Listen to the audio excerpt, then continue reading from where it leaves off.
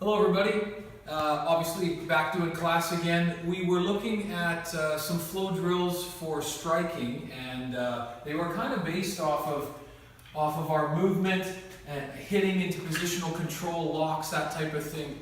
So what we're going to do is we've been practicing them.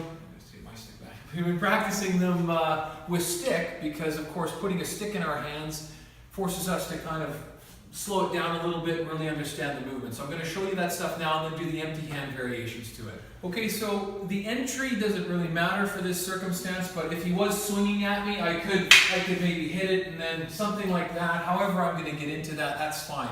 For the purpose of the demonstration, let's just start at contact, right? So if I was going to do a pass or a palace, zoning and moving out so it's a little better for me, and now I'm going to be shielding and looking for an arm bar. What that's mimicking is kind of from the last videos. I think we were doing the 1, 2, 3, we were doing the finger locks. So if I was slapping hands 1, 2, 3, and 4, those first three movements really, 1, 2, 3, if I was to stay in contact, 1 past it, you can see if he back fisted me, I would just move to a 3.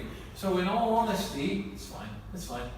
In all honesty, if I was looking to pass, and then you'll see once again, yeah, that is going to be able to shield here. But then I'm coming around with an abanico or with tick, something like that, and then looking for an arm bar.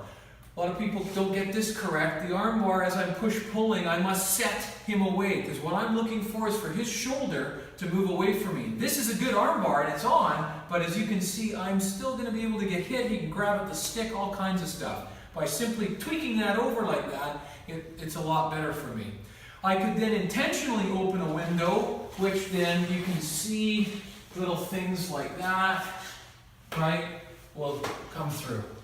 Okay, so there's lots of little fine points that make the magic kind of happen in it to be safe, so that your technique actually works in real life. But the main one I want to draw your attention to is what I'm going to be doing with his elbow.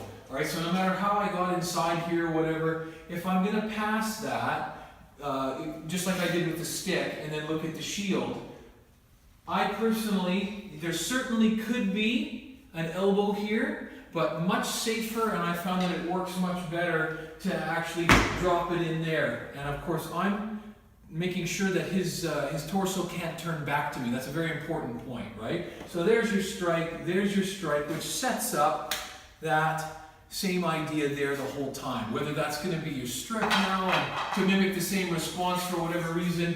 Remember, I struck him through here with the stick. Well, it could be a brush to the ribs like that. It could even be a step through and a leg pick. Any of that stuff could happen, right? All on the inside, just to do the same thing.